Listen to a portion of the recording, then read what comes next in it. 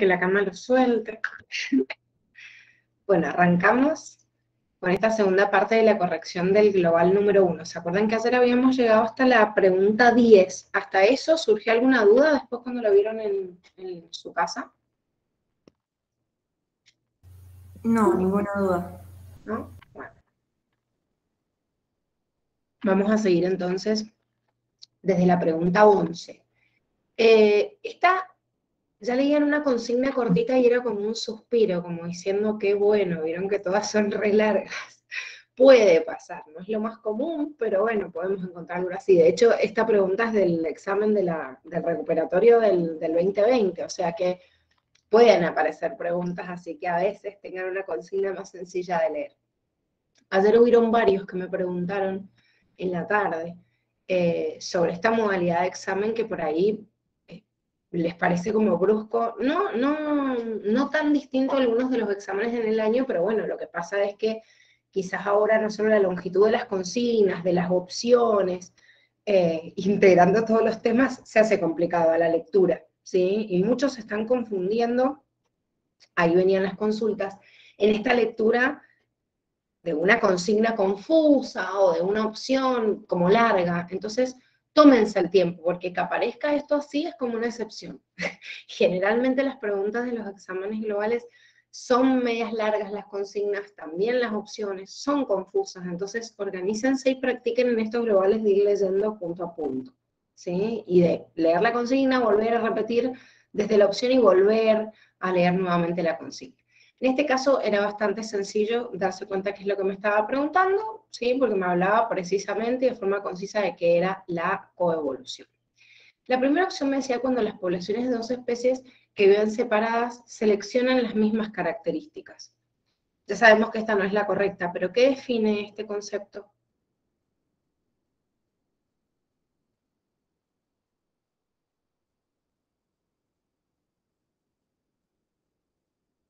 ¿Qué pasa cuando la selección natural selecciona lo mismo, pero en realidad están separadas?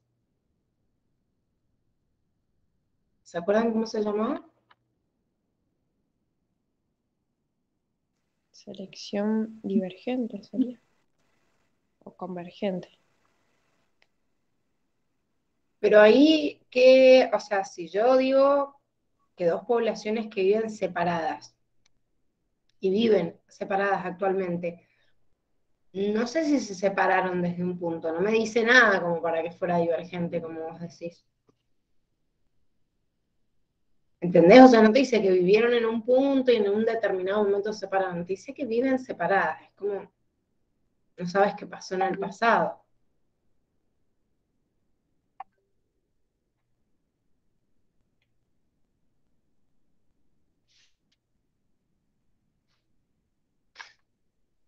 Esto es lo que conocemos, chicos, como un fenómeno de paralelismo, ¿sí?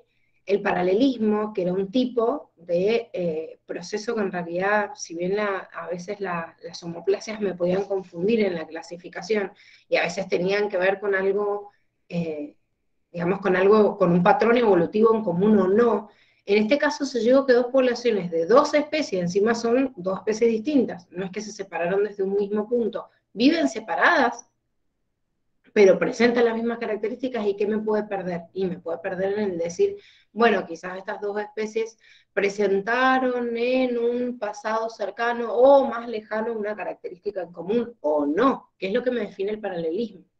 El paralelismo me dice, pueden tener un ancestro en común o no, o el ancestro común no es tan cercano. ¿Sí? Buenas chicas, que ahí se integró la Vero y la Sofía.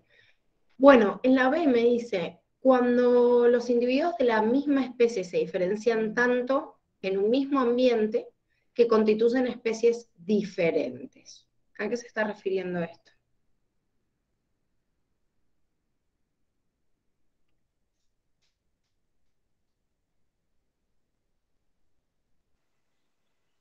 Especiación simpátrica. Bien, en el mismo lugar se empiezan a diferenciar tanto que terminan diferenciándose en dos especies distintas, es especiación de tipo simpátrica. La C era la definición, obviamente, que tenían que marcar. Dice, cuando poblaciones de dos o más especies establecen interacciones tan estrechas que cada una constituye una fuerza selectiva que opera sobre la otra, ¿sí? Si bien no me está hablando del mismo espacio, o algo que me podría haber, digamos, perdido la definición o definir otra cosa distinta, pero justamente en la coevolución lo importante es esto, que ambos influyen, o sea, que más allá del ambiente, la interacción entre ellos, una asociación, si se quiere, como tipo mutualista, ayuda a que evolucione, porque una relación ecológica es el mutualismo entre dos especies, se ayudan simultáneamente. Ahora, si ya esa ayuda simultánea ha hecho que se vayan mimetizando o lo que fuera, hubieran condicionado la evolución de estas especies, estamos hablando de coevolución, que ya es un fenómeno evolutivo, ¿sí? Pues yo puedo ser mutualista y con una especie y no haber desarrollado algo que me ate a esa especie, porque por ahí es una relación muy reciente, pero generalmente los mutualismos obligatorios a largo plazo terminan generando fenómenos de coevolución. O sea, evolucionan en conjunto, porque siguen como en esa relación, digamos, estableciéndose cada una de ellas en el equilibrio, entonces obviamente les conviene seguir de la misma manera. Y no es que lo piensen y digan, ah, voy a generar esta estrategia. No, obviamente todo esto aparece por mutaciones espontáneas, pero se condiciona a que se seleccionen evolutivamente. En la última me dice cuando las poblaciones de una misma especie son sometidas a presiones selectivas diferentes y evolucionan por separado en el transcurso del tiempo. ¿Ahí de qué estamos hablando?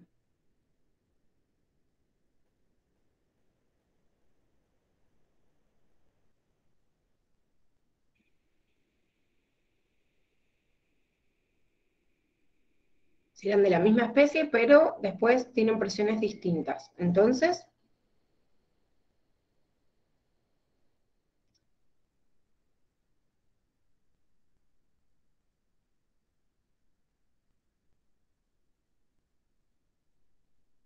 Ahí sí sería divergente. ahí sí cambios divergentes, exactamente.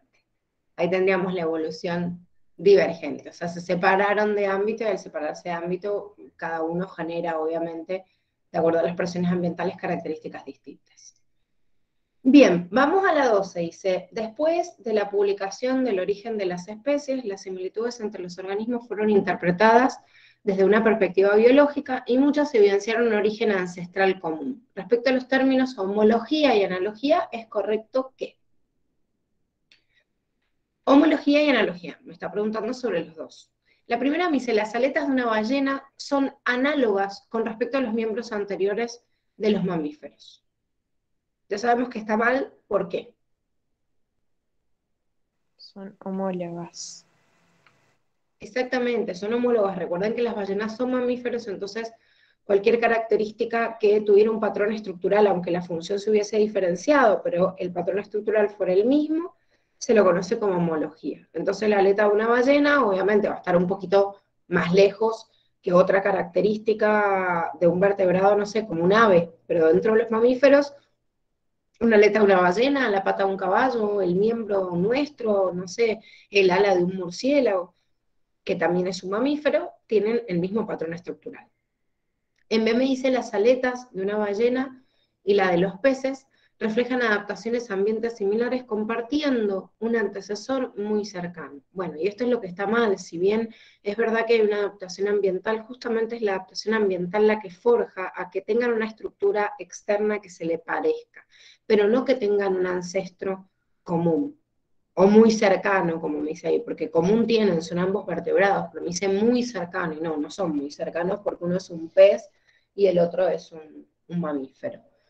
En la dice las alas del murciélago son parecidas estructuralmente con las alas de las aves y por ello se lo clasifica dentro de la clase de las aves. Bueno, no sabemos que los murciélagos son mamíferos y aparte no son parecidos, porque es como si tuviera unas membranas interdigitales, el murciélago, pero todo lo que yo veo de extensión de la ala es la manito nada más del murciélago. O sea, después como que el brazo o estos huesitos son como chiquititos en la anatomía. En cambio, el ave no es como que tuviera membranas interdigitales entre los dedos, sino que tiene un repliegue todo a lo largo de todo su miembro superior. Entonces el ala de un ave es todo el miembro. De hecho, la mano, o sea, los huesitos de la mano, se ven en el último segmentito, pero lo importante y la flexibilización de las alas de las aves son el codo, digamos, que nosotros tenemos. O sea, la intersección entre o sea, la unión del cúbito y el radio, que no se mueve como nosotros, como los monos, junto con el húmero. En cambio, en el murciélago no. O sea, el pliegue de las alas son como los mismos nudillos, ¿sí? Entonces, estructuralmente, obviamente, hay una estructura muy distinta. Y bueno, y la D me dice las estructuras homólogas tienen relación filogenética que, sí, claro, es lo que los define, ¿sí? Que tengan un ancestro en común, ¿sí?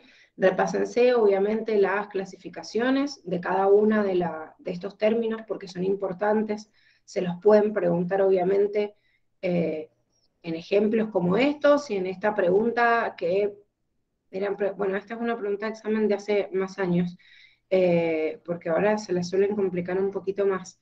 Pero bueno, la de coevolución, como les digo recién, era una pregunta o sea, del año pasado, de este ingreso de este año no, del año pasado, así que puede aparecer diversidad, puede aparecer mucho de ecología y evolución con ejemplos, que yo sé que les agrada tanto todos estos temas, pero bueno. Bueno, en la 13 nos íbamos un poquito, viajábamos a biología humana y nos hablaba de la fiebre. Me dice, con respecto a este fenómeno, marque la opción correcta.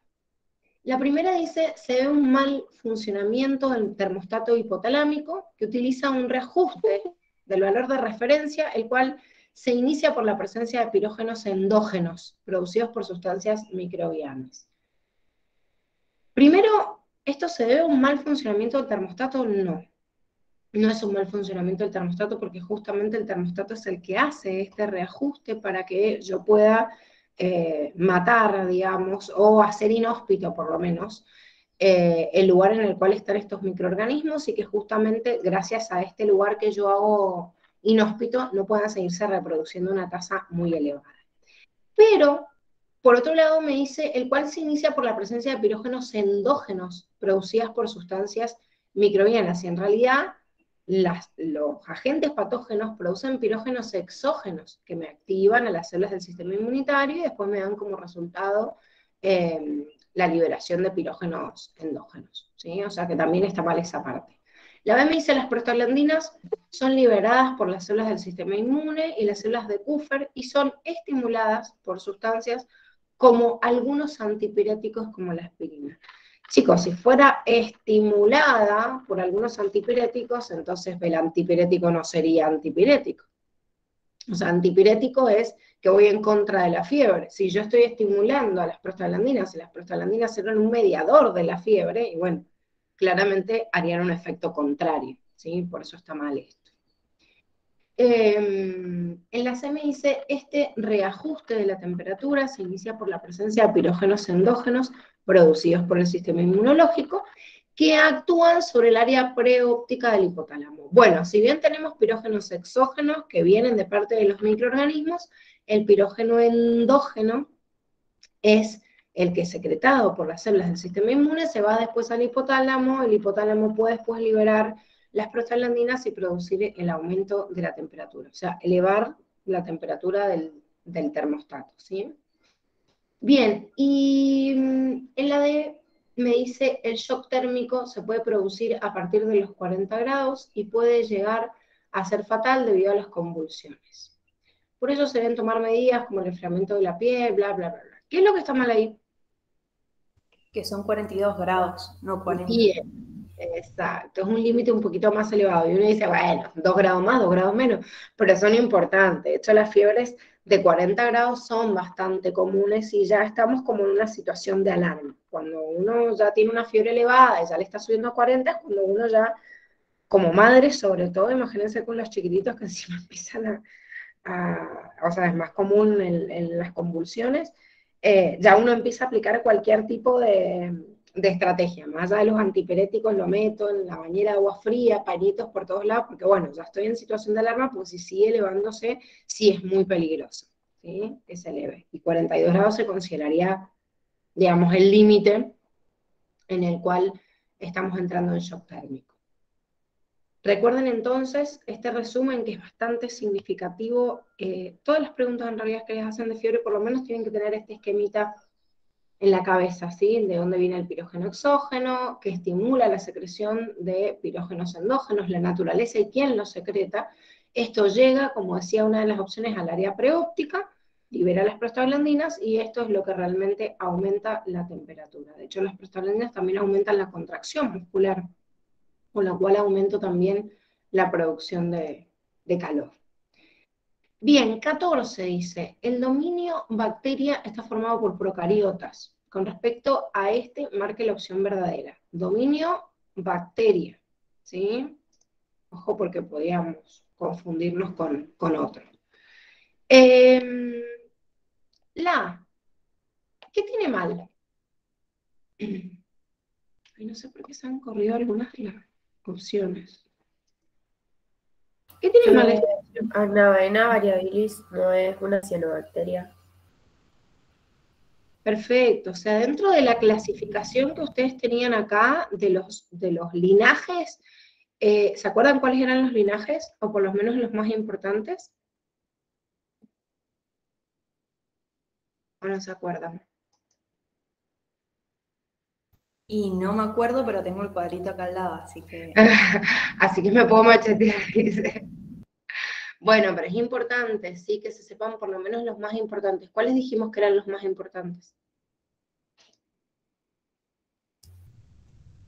Y cianobacteria, actinobacteria, grupo Bacillus, proteobacteria, Deinococcus, las verdes del azufre, espiroqueta. Ojo, no, ya sé, estás leyendo todas.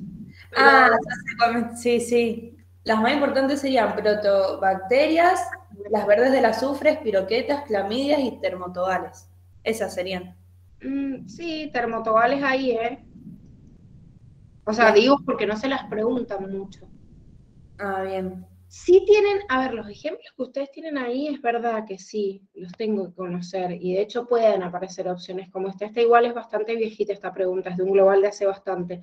Yo sinceramente los que más veo son las que aparecen, vieron en el apunte de clase que yo les puse al lado los ejemplos. O sea, Helicobacter pylori, Escherichia coli, tengo que saber dónde está la forma, Treponema pallidum ni hablar, se las preguntan reseguido. Por más de que nos sale ahí como ejemplos, vieron que hay un bacilo, está el bacilo anthracis en ese cuadrito, pero yo les puse todo el ejemplo de los Clostridium, que se los preguntan también un montón, aunque no esté en ese ejemplo. Bueno, esos que están ahí son como los más preguntados. Entonces, los grupitos, los linajes que los incluyen, son como los que más tienen que saber. Ese cuadrito, por lo menos con el ejemplo de cada uno, bueno, le pego una leída. Miren, chicos, uno ya tiene que empezar a priorizar y decir, bueno, ¿qué es lo que yo en este momento voy a poder realmente memorizar y qué no? Si yo voy a perder una tarde estudiándome, no sé, el listado de los linajes de las bacterias, y no, aprovechenlo en otra cosa más productiva. Porque digo, ¿qué mecanismo o qué proceso por ahí yo no entiendo y me puede salvar de un montón de preguntas y no solo de una? Pero bueno, digamos que el grupo de las proteobacterias, sobre todo por Helicobacter pylori y Escherichia coli, es como importante en ese sentido, como los otros que tenían marcados. En la B dice, dentro de las actinobacterias se encuentra Mycobacterium tuberculosis, unos bacilos anaerobios y delgados que producen tuberculosis. ¿Qué es lo que está mal en esa? Creo que son aerobios. ¿Qué dicen todos? Opinión igual que la Julie. Sí, son aerobios. Fíjense que Mycobacterium tuberculosis vive en el pulmón, de hecho lesiona el alvéolo, así que si fueran anaerobios estarían como cagados, porque no podrían ni reproducirse, ¿sí? Ya, si no se acordaban, igual si la piensan un poquito, la pregunta dicen, y no puede ser, o sea, ¿dónde se metería? ¿Sí? Si justamente por eso hace destrucción alveolar. La 6, la Escherichia coli, es una bacteria que se encuentra en la flora intestinal de mamíferos y alimentos y tiene forma de coco. Bacilo es. Totalmente, bacilo o diplobacilo. Recuerden que siempre vemos un montón de imágenes de bacterias y siempre es Escherichia coli y se ve el bacilo o el diplobacilo, o sea, los dos bacilos juntos. O sea, es como muy característica el dibujito de Escherichia coli. La única que estaba bien era la D. que me dice Helicobacter pylori, una proteobacteria, que la teníamos definida también en la primera, dentro de ese grupo, que es correcto. Tiene forma de curva cuando está en los tejidos, y forma de bacilo en los cultivos. Infecta células secretoras de moco mamífero y provoca úlceras. O sea, está descrito en el cuadrito tal cual.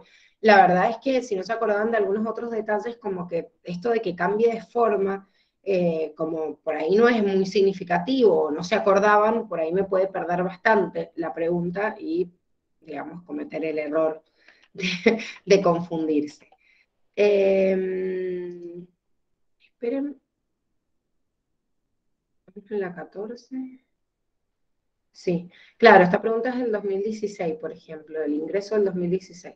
Pero bueno, yo como les digo, ahora estos últimos años no he visto tanto de este cuadrito más que de esos grupos principales, pero bueno, nunca viene mal leerlo, o sea, está igual dentro del contenido que los puedan tomar, eso es real. ¿Sí? Bueno, ese era el cuadrito por si alguno está perdido y no sabemos del cuadrito que estamos hablando. Vamos a la 15, dice, ante una disminución de glucemia en sangre aparecen síntomas como mareos, somnolencia, temblores, confusión, entre otros. Puede ocurrir en personas sanas o en aquellas que presentan alteraciones en la regulación de la glucosa sanguínea, pudiendo ser potencialmente peligrosa en algunos casos. Por eso, el organismo cuenta con mecanismos para contrarrestar estos efectos. Bueno, en la primera misa se producirá el aumento en la secreción de las células de la porción central de la glándula suprarrenal, estimulando la conversión de los monosacáridos en un polisacárido de reserva. Ya sabemos que es incorrecta, pero díganme por qué. ¿A qué se está refiriendo la opción?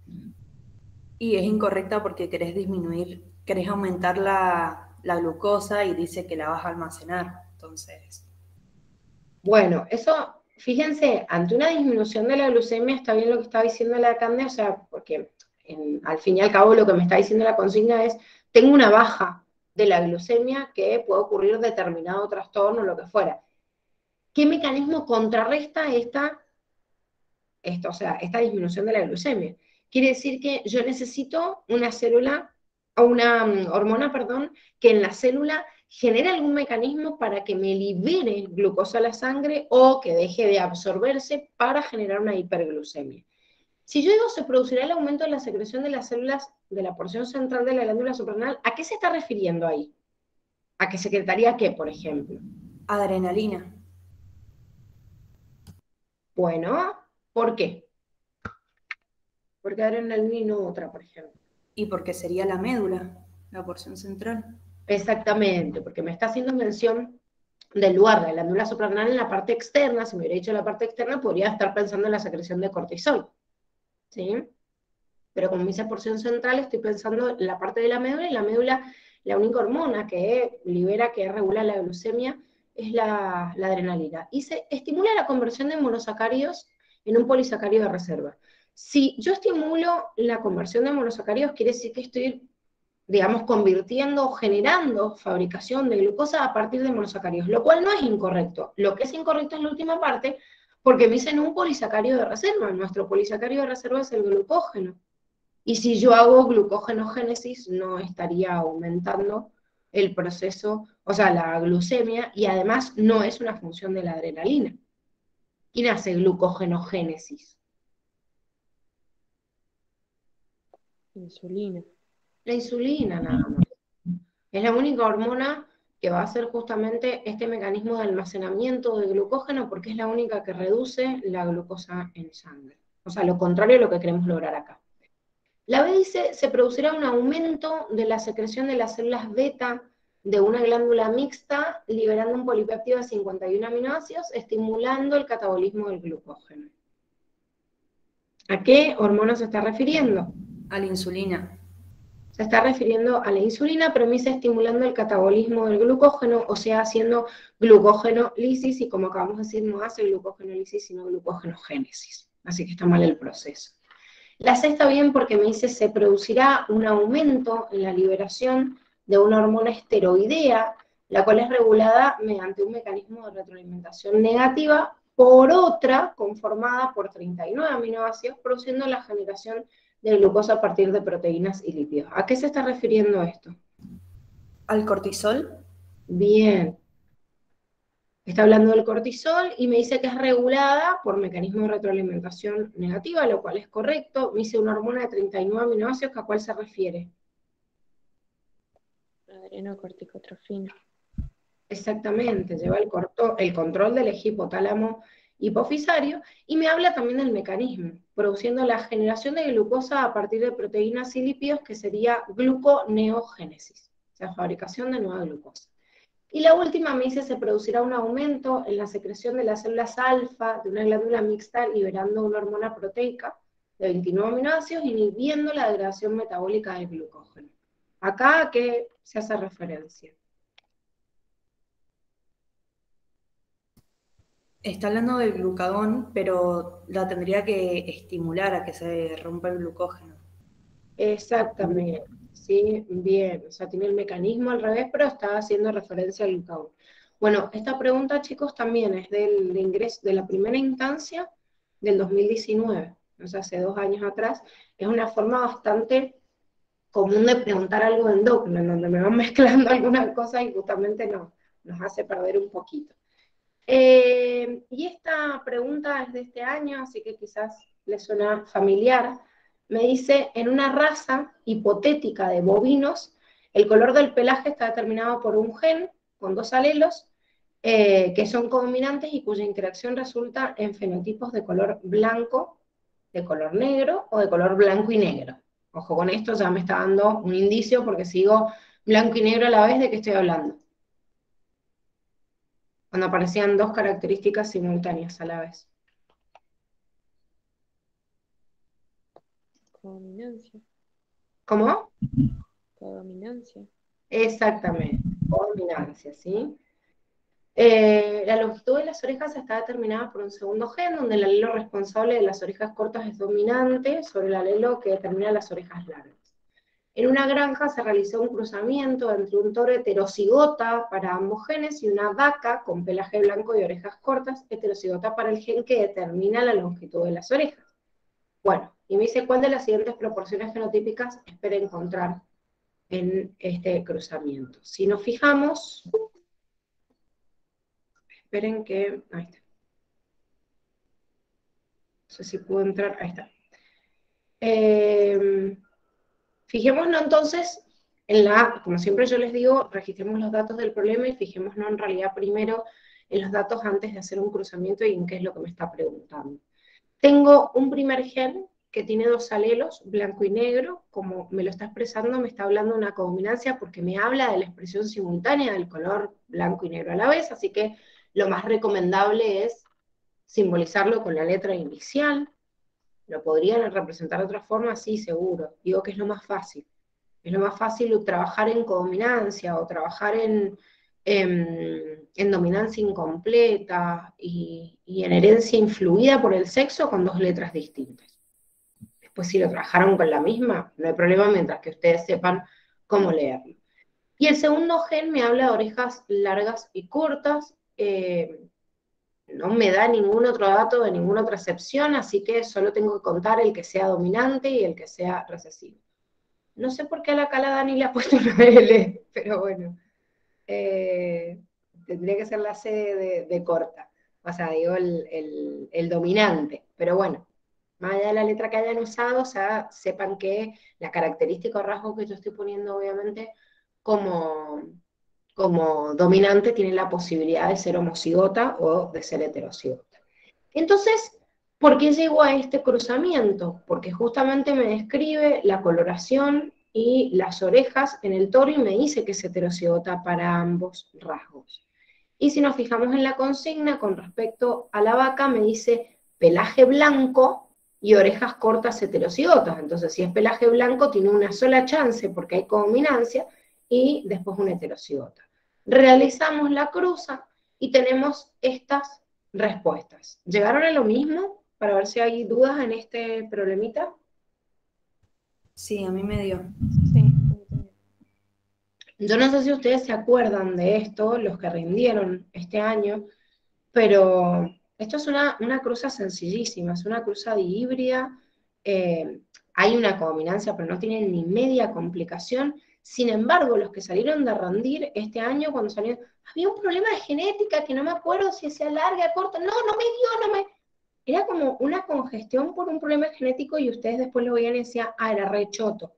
Entonces, entiendan que una situación problemática muchas veces genera esto, porque estoy en un examen teórico, acostumbrado a leo, respondo, que ponerme a resolver por ahí necesito un estado mental. Entonces, tranqui, porque hacer esto, detectar, hacer el cruzamiento y todo lleva mucho más tiempo que responder otra pregunta incorrecta. Entonces, mi recomendación es que siempre las dejen para el final. Ahora, ¿en dónde haría una excepción? Si hay personas que tienen mucha habilidad para la resolución, porque suele pasar, o sea, tienen más habilidades, más matemáticas, o sea, más la corteza del hemisferio izquierdo más desarrollado, bueno, quizás agarran estos problemas primero y no los dejan para el final, todo lo contrario, porque tienen la certeza de que lo van a meter.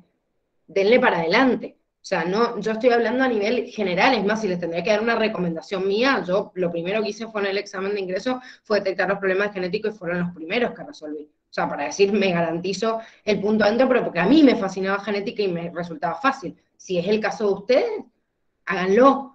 Ahora, si ven que de aquí que me pongo a hacer el planteo pierdo un montón de tiempo, están jugados con el tiempo y todo esto, bueno, entonces especulen. Hemos tratado de irme echando en todos los globales para que ustedes tengan esta posibilidad de jugar con esto en genética, para ver si lo hago o no lo hago, me juego el punto o no me juego. Bien, la Cande. Sí, también pasó esto, que muchos salieron de rendir y dijeron, había un problema en genética. ¿Y cuánto le...? No tengo ni idea porque no lo hice directamente, lo dejaron tirado. Entonces, bueno, suele pasar. Pero si les sobran unos minutitos y por ahí tienen la chance de hacerlo, lo dejamos por las dudas para poder resolverlo. Bueno, de esas respuestas lo que se tenían que fijar obviamente eran las opciones que tenían, cuál marcar, porque había algunas que tenían una asociación que era incorrecta, no es que estaban todas las que estaban mostradas ahí, tenían que ver cuál era la correcta, y en este caso era la opción A. 17. El complejo mayor de histocompatibilidad fue descubierto en ratones y luego en los seres humanos, en los que se denominó HLA, que es antígeno leucocitario humano.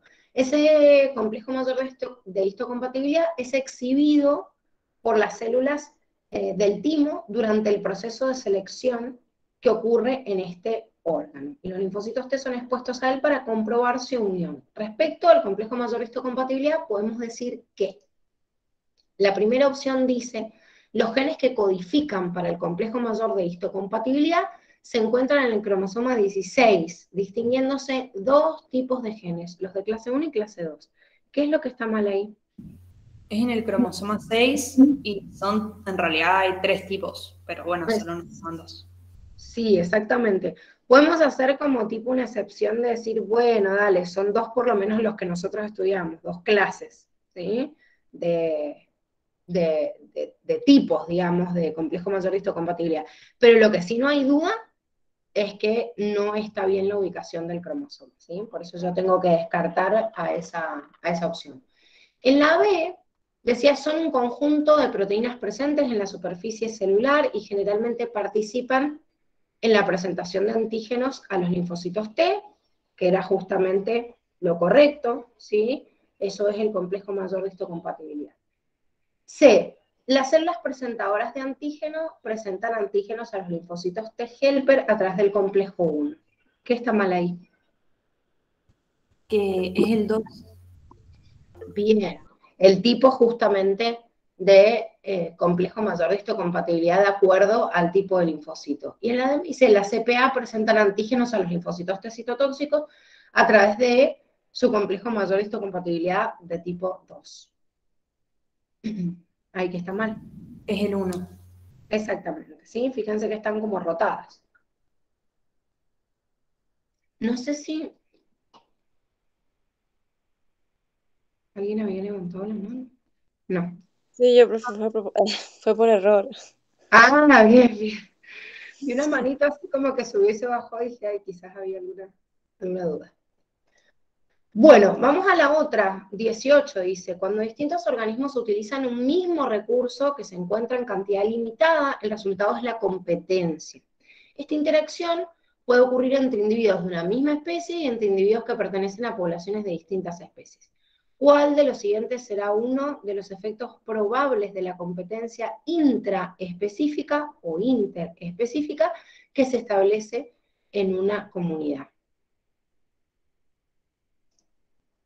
Bien, la primera me dice, la competencia interespecífica determinará el nicho ecológico fundamental de las poblaciones de la comunidad involucradas en dicha interacción. ¿Qué está mal ahí? El nicho real. ¿Por qué? Porque el fundamental es el nicho sin la ausencia, o sea, es con la ausencia de los competidores, es como lo que les va a servir sin importar si ahí hay competidores o demás. Totalmente, es el que está definido, digamos, está inscrito en los genes de esa especie. Y entonces, los genes que están en la especie me dicen, a ver, sí, el nicho ecológico fundamental es lo que yo puedo hacer, mi máxima capacidad de realizar cualquier tipo de función con respecto al medio, si no hay nadie que me joda. En cambio, el nicho real es lo que me queda como resultado, que siempre es una porción del nicho fundamental más chiquitita, de acuerdo a la relación interespecífica en el lugar determinado donde está esa especie. En vez, en algunas plantas, la competencia intraespecífica ocasionada por la escasez de recursos podrá conducir a la dispersión de los organismos mediante propágulos.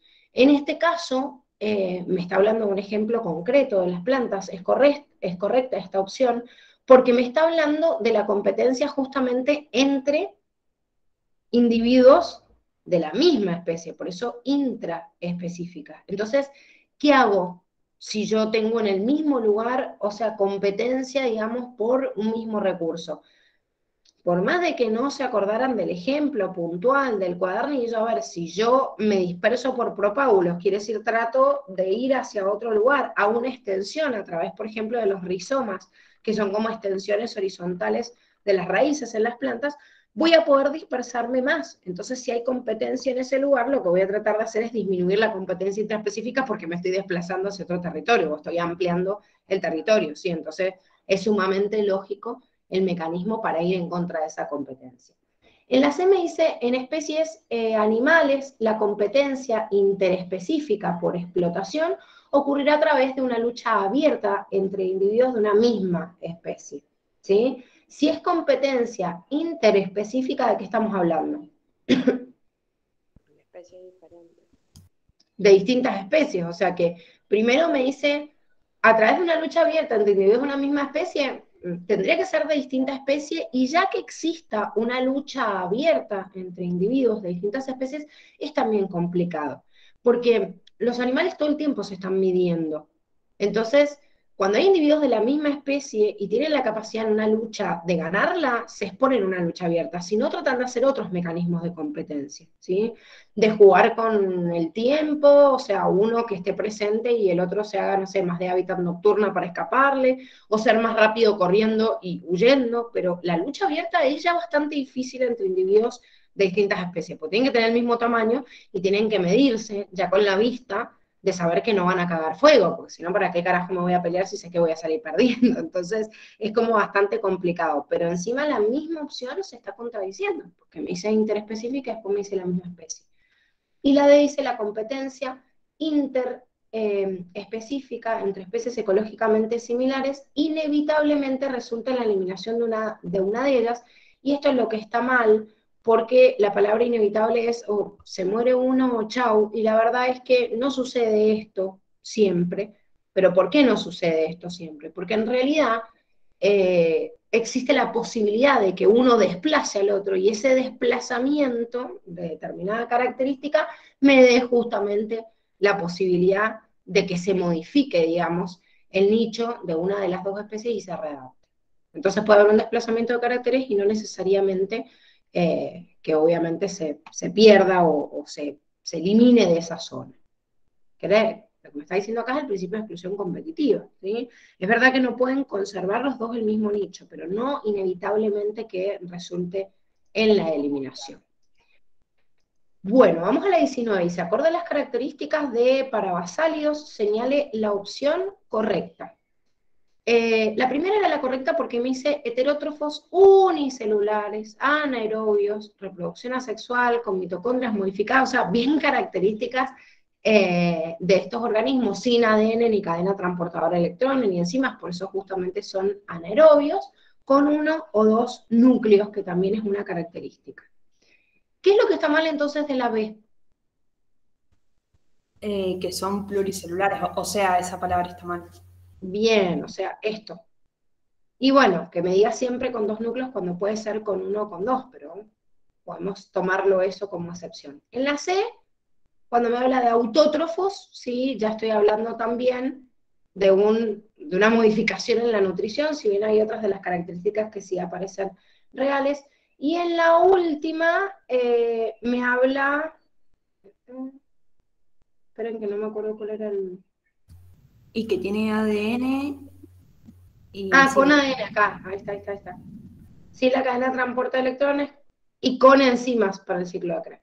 ¿Sí? O sea que eso es el error, porque en realidad si tuviera enzimas, por ahí tendría la capacidad de llevar a cabo el proceso de respiración celular, que es lo que falla en este grupito. Y por eso son anaerobios. Ojo, que les está preguntando acá solo de parabasálidos, pero recuerden que también las diplomónadas también tienen estas características. Diplomónadas y parabasálidos. 20. Espérenme un segundito que me voy a traer el termo con agua porque me lo...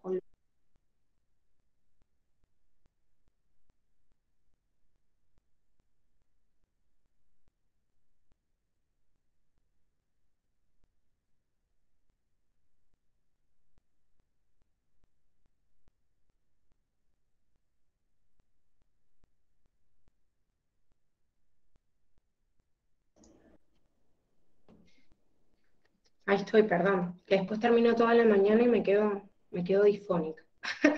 Bueno, vamos a la 20. Dice, en la estructuración de los seres vivos existen elementos en distinta concentración de acuerdo a su distribución en la corteza terrestre y la atmósfera. A ellos se los denomina elementos biógenos y participan en la composición de los organismos vivientes, formando distintos compuestos inorgánicos y orgánicos. Y dice cuál es la opción correcta teniendo en cuenta las moléculas orgánicas e inorgánicas. O sea, un poquito trayendo lo que hemos visto en la unidad 1. ¿Qué es lo que estaba mal de la primera opción? Que el agua es inorgánica. Fíjense que el porcentaje está bien, fíjense que desempeña un montón de funciones, está perfecto, pero me está clasificando el agua como un compuesto orgánico, sabemos que es inorgánico. En la B, Los minerales son inorgánicos. Bueno, y los exacto. también. Bien, también están invertidas la clasificación justamente de los sólidos minerales y de los iones, al igual que el agua, que son inorgánicos y no orgánicos. La C era la que estaba bien porque me daba un ejemplo de compuesto orgánico que es el ATP, que forma parte de los ácidos nucleicos, y también me habla de la descripción de la base nitrogenada, que es correcta. Y en la C me dice el colesterol es un tipo de proteína, ¿sí? Que se encuentra en la membrana celular, y sí es verdad que el colesterol está en la membrana, pero no es una proteína, ya sabemos que es un esteroide. Pregunta 21. En el hombre la testosterona es una hormona producida por los testículos que tiene como función principal promover la espermatogénesis y el desarrollo de características sexuales masculinas. Para cumplir estas funciones, la hormona debe unirse a receptores intracelulares en las células blanco. Y me dice, ¿qué mecanismo de transporte utiliza la testosterona para atravesar la membrana plasmática de estas células blanco? La primera me dice difusión, y es la correcta porque recuerden que es colesterol, ¿sí? Fíjense, dice qué mecanismo utiliza, y si la testosterona es derivado del colesterol, es una sustancia lipídica, o sea que se cuela entre medio de los fosfolípidos. No puedo ver los otros tipos de mecanismos, sino, o sea, en una partícula más grande, obviamente sí. No se confundan las LDL, que eran lipoproteínas que transportaban el colesterol y que sí van a hacer endocitosis mediada por receptor o van a salir a través de exocitosis, pero porque es una partícula proteica más todos los lípidos que se le unen, ¿sí? Pero ya el colesterol solito puede colarse por difusión a través de la membrana. Pregunta 22. Juan tiene 20 años y es un fanático de la Mona Jiménez. El último viernes fue a ver un recital. Durante el mismo se puso a bailar con una amiga que se encontraba allí y en un mal giro tropezó y cayó sobre su mano derecha. Dato importante porque el otro al fin y al cabo es como un anexo. antes de poder incorporarse, una multitud de gente le pasó por encima pisoteándolo en todo su cuerpo, quedando inconsciente. O sea, inconsciencia y golpe en la mano derecha. Cuando despertó se encontraba en el hospital. Más allá de esa situación que me dio, dice, ¿cuál de los siguientes huesos pudo haberse roto en la caída? ¿Y qué forma tiene el hueso? O sea, me da dos datos porque es el golpe en la mano derecha y después que quedó inconsciente. Entonces yo puedo desviarme por uno u otro, pero después en la pregunta de forma concisa me está hablando del hueso. ¿Qué me tengo que fijar entre las opciones? Un hueso que esté en la mano y que además tenga la forma de ese hueso de la mano. Por ejemplo, en la A me dice el hueso podría ser el navicular y de acuerdo a su forma se clasifica como hueso corto. ¿Dónde está el hueso navicular? En el pie. Ahí no escuché. Sí, Jimena. En el pie. Exactamente. Es un hueso corto, pero está en el pie y no está en la mano, ¿sí? Entonces lo descartamos por la ubicación. La B, que es la correcta, me habla del piramidal, que es un hueso que está en la mano y además es un hueso corto. El C me dice el astrágalo, que también ese astrágalo está en el pie y encima me dice que es de forma irregular, sería clasificado entre las formas como un hueso corto.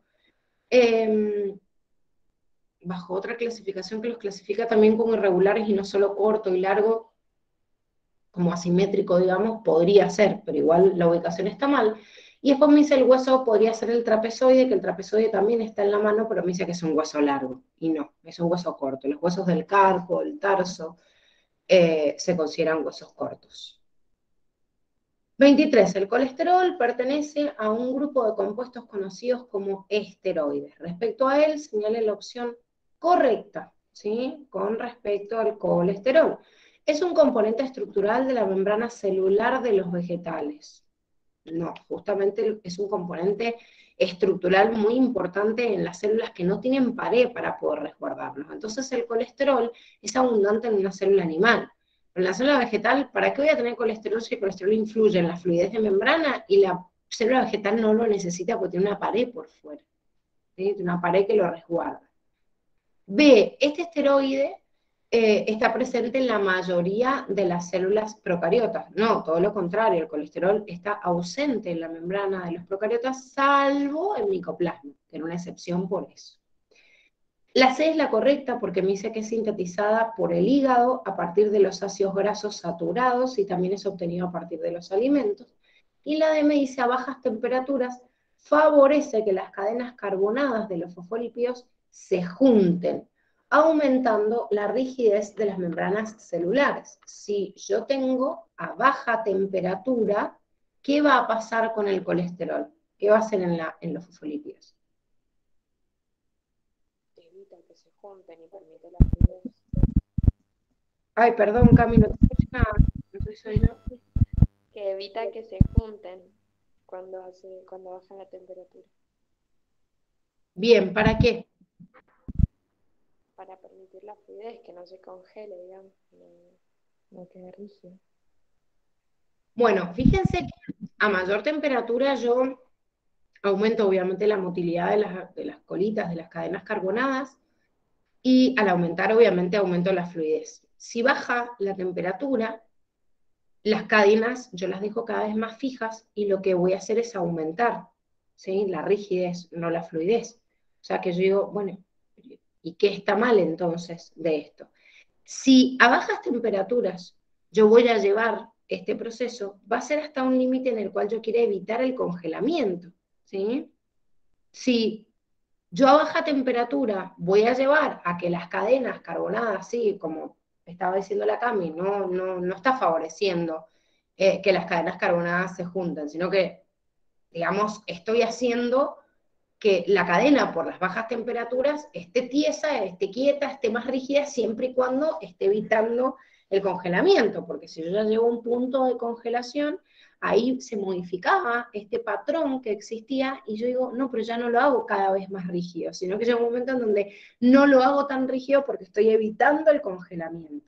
¿Sí? Entonces, ojo, acuérdense, no solo la modificación de la fluidez de la membrana con respecto al colesterol y la temperatura, sino que esta fluidez, es verdad, a mayor temperatura aumenta la fluidez, a menor temperatura aumenta la rigidez, pero siempre hasta un límite, ¿sí? Que ese límite era justamente el punto de congelamiento. 24. Las señales viajan de una neurona a otra a través de sinapsis, que pueden ser de naturaleza química o eléctrica. Señale la opción correcta respecto de ellas. Bien, ¿qué está mal en la primera? Que no es tan largos periodos de tiempo. Bueno, ¿por qué? ¿Qué pasa para que no esté largos periodos de tiempo? Y son removidos para reutilizarlos o porque los degradan. Exactamente, ¿sí? Yo rápidamente voy a poder, o los reutilizo, ¿sí? O los voy a remover justamente para destruirlo, pero obviamente hay un reciclamiento. Sobre todo se reciclan, ¿sí? Es como lo más importante. Bien, bueno, la vez la que estaba bien, porque me está hablando que la sinapsis química, la liberación del neurotransmisor se realiza por exocitosis. ¿Qué pasa en la C? ¿Qué es lo que está mal en la C? Que en los mamíferos casi no hay sinapsis eléctricas. Hay Bien, exactamente. La sinapsis eléctrica es bastante, digamos, poco común. ¿Solo existe en dónde? y en invertebrados. Sí, no, pero digo en nosotros. En el cerebro. En el cerebro, ¿sí? Generalmente es el lugar en el cual está, digamos, reservado como esa sinapsis eléctrica en puntos en donde han quedado como una manifestación anterior, digamos, en el cual las células están muy cerquita una neurona con la otra, entonces se pueden seguir comunicando de esta manera. En cambio, para comunicar grandes lugares o espacios más grandes me conviene, por una cuestión de tiempo, haber evolucionado hacia un mecanismo más efectivo. Y además porque la sinapsis química, acuérdense que tiene esta posibilidad de ser positiva o negativa, o sea, ser estimulante o inhibidora, entonces esto también ha sido ayudado a través de la evolución. Bueno, y en la última me dicen las sinapsis eléctricas, los neurotransmisores atraviesan uniones estrechas que conectan, ¿sí?, ambas neuronas, que justamente, ¿qué es lo que está mal acá? Que son uniones nexus. Exactamente. Las uniones estrechas son las que no permiten la comunicación, así que sería como, no, es un tipo de unión que no va a permitir el enlace entre sí, ¿sí? Bueno, acá la Dani les puso el mecanismo de la sinapsis química, así no se lo olvidaban. Bueno, 25. El estrés definido como cualquier situación desfavorable para nuestro organismo. En respuesta al mismo se activan distintos mecanismos nerviosos y hormonales que preparan al cuerpo para superar dicha situación. ¿Sí? Las principales hormonas que se liberan son el cortisol y la adrenalina. Falta una S. Con respecto a las mismas, marque la opción que considere correcta. Bien. ¿Qué es lo que está mal de la primera? Y que el cortisol es de la corteza y la adrenalina, no, sí, y la adrenalina de la médula. Bien, o sea que no son ambas presencia en la corteza, sino que hay una liberada porque es una modificación de un ganglio simpático y la otra sí depende de la corteza. Después la dice, sus receptores se encuentran sobre la superficie de todas las células sobre las que actúan. ¿Qué está mal?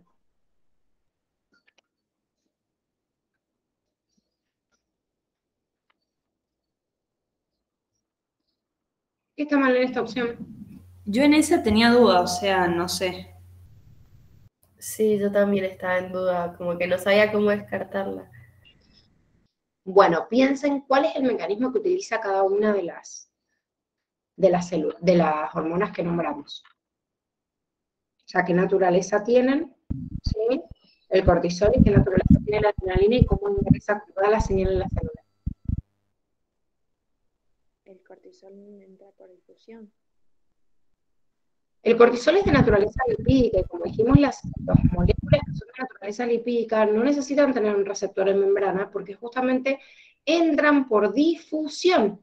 Entonces, si yo digo sus receptores se encuentran sobre la superficie de las células sobre las que actúan, no. En el caso de la adrenalina sí, pero en el caso del cortisol no, porque el cortisol tiene un receptor intracelular, o sea, el cortisol se manda dentro de la célula por difusión.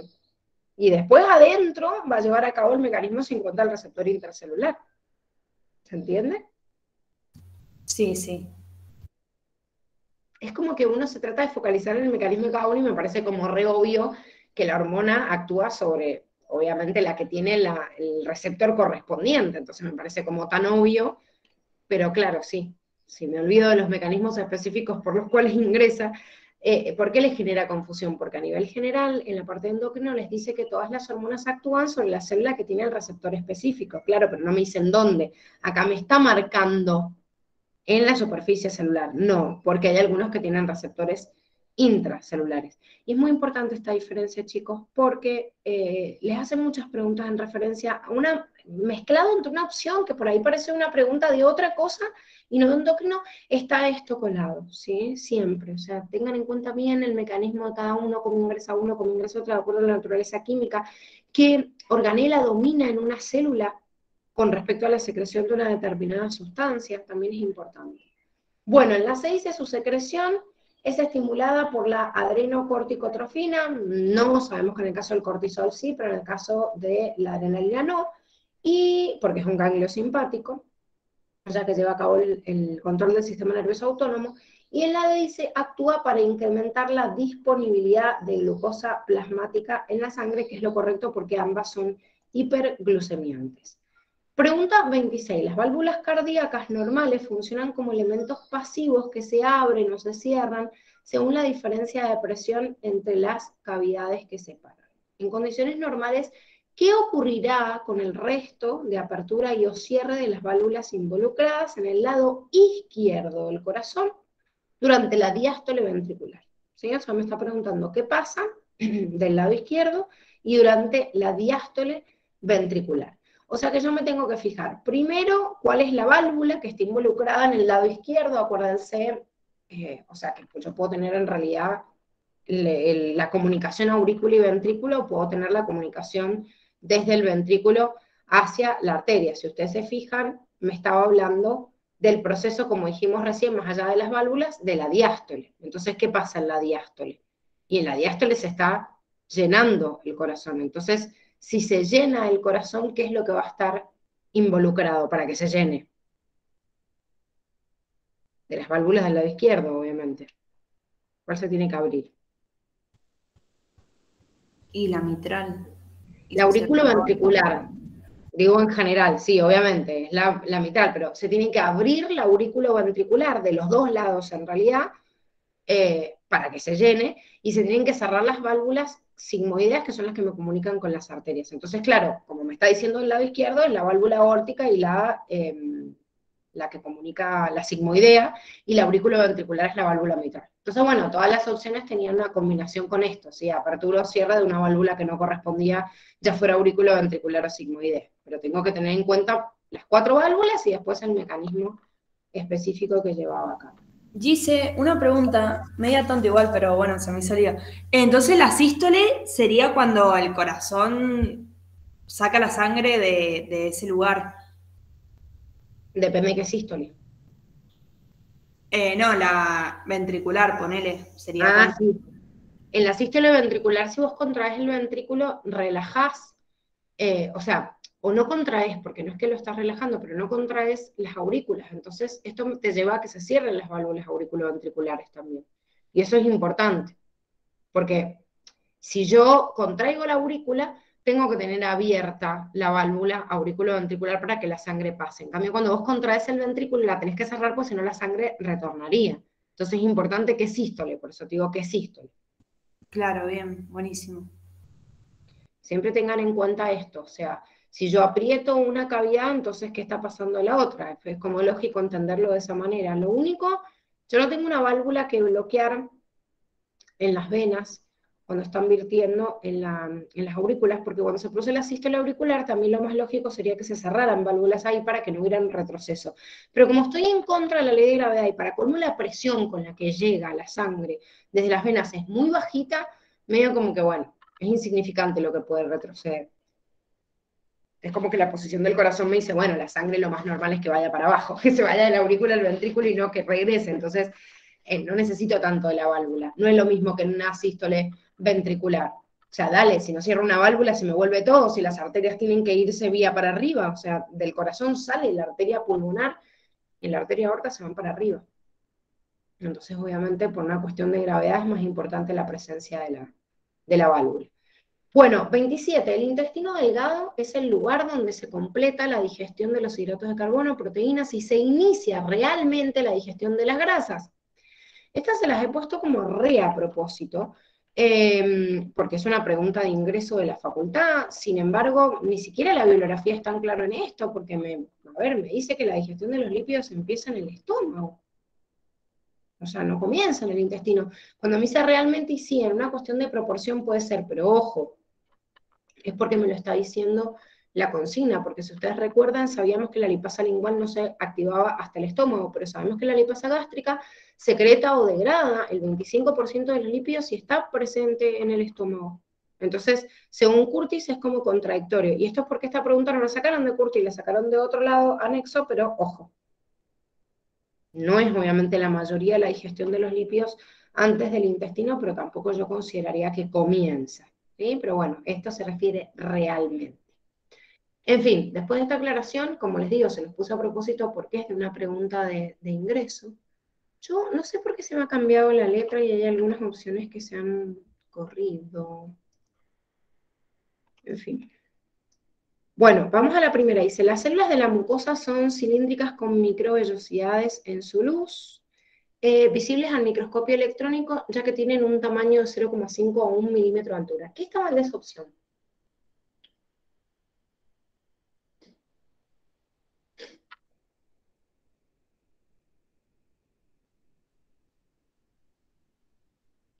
Se quedaron recallados.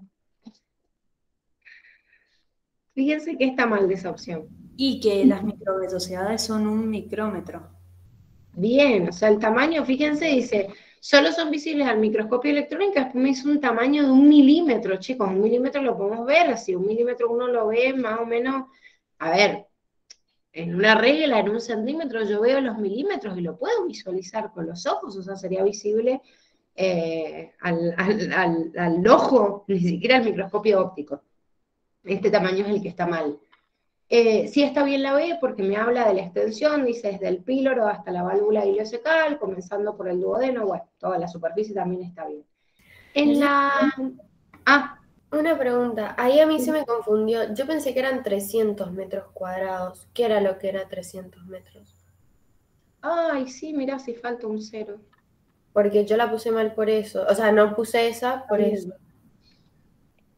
Está bien, estoy viendo si, claro, es que se ha copiado mal. Sí, sí, debería decir 300 metros cuadrados.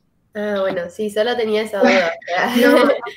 No, está perfecto. Ya la voy a corregir para que ustedes la tengan bien y no se confundan. No, sí, aparte yo lo leo. Esperen, chicos, que yo armé el examen, pero la corrigieron 3 profesoras de 3 me dicen, no le veo errores. ¿Viste? Cuando uno lee como mecánico, la puta.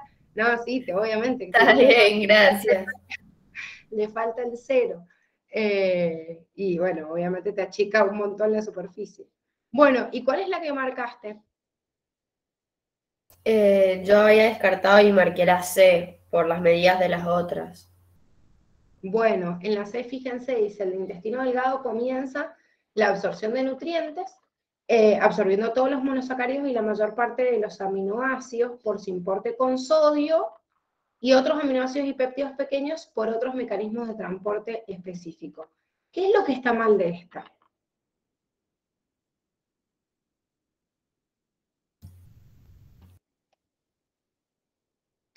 ¿Qué les parece que está mal?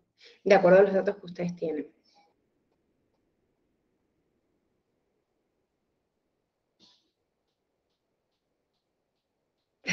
Se quedaron todos mudos.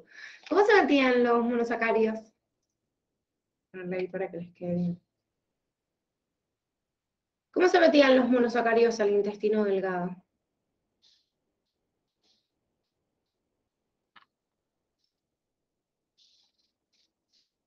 Es importante que se acuerden. Glucosa y galactosa se importe con sodio. Fructosa utilizaba un uniporte, ¿sí? Acá me está diciendo que todos los monosacáridos y la mayor parte de los aminoácidos por sin porte con sodio. Todos, no son todos. De hecho, tenemos que saber específicamente que la fructosa hace un uniporte y no sin porte con sodio, si nunca entra sin porte con sodio, ¿sí? Eso es lo que estaba mal de esa opción. Y en la D dice, en su luz posee los llamados pliegues intestinales de Kerkeling, visibles solo al microscopio óptico, ¿sí? Que está mal porque tienen una longitud en milímetros, así que incluso esos pliegues, que son más grandes y de la submucosa, se pueden visualizar con el ojo humano, ¿sí? al medir milímetros. Bien, 28. A nivel del sistema nervioso central, la ventilación está controlada por diversas zonas del tronco del encéfalo que se conocen con el nombre de centro respiratorio vulvar. Este centro recibe información proveniente de los diferentes receptores y da lugar a una respuesta a través de los órganos efectores o musculatura respiratoria que determina la profundidad. Bueno, dice de qué estructura del sistema nervioso recibe esa información el centro respiratorio para generar este tipo, ¿sí?, de respuestas de tipo, dice, predictivo. Por ejemplo, incrementar la ventilación ante un no sé qué. Le voy a decir a la Dani que me pase el PDF, porque el favor que me ha pasado se me ha corrido toda la letra. Bueno, no sé qué hice porque ahora no me deja entrar y cambiar. Dice. Ahí está, a través de un esfuerzo físico. Bien, ahora sí vamos. La primera dice, de núcleos presentes en el cuerpo calloso. No, el cuerpo calloso no voy a encontrar, digamos, lo que controle principalmente esto, porque el cuerpo calloso era la comunicación entre una corteza con la otra.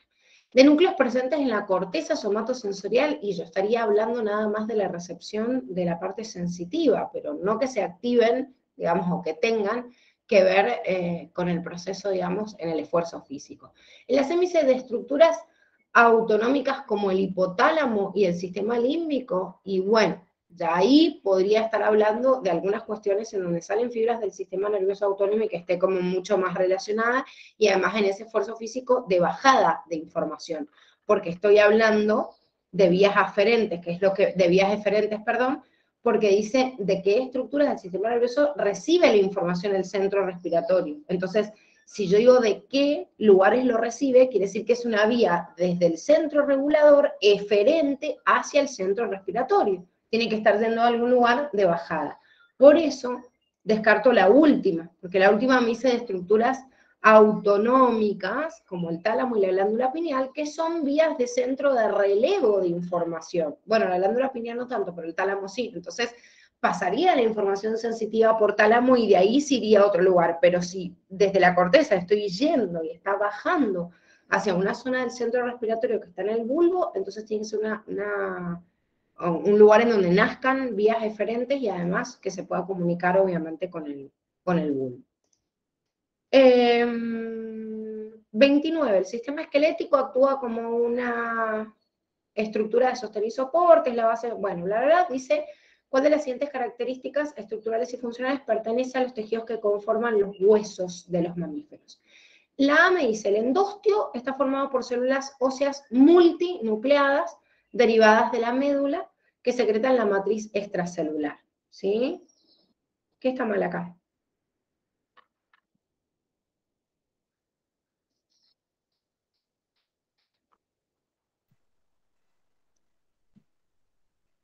Las multinucleadas son los osteoclastos.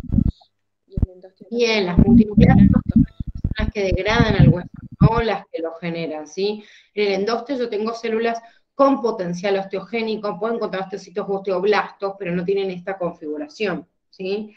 En la B me dice, el periósteo es el remanente de células óseas muertas que sufrieron un proceso de mineralización para formar una cápsula rígida que protege a los vasos sanguíneos. ¿Esto qué está mal?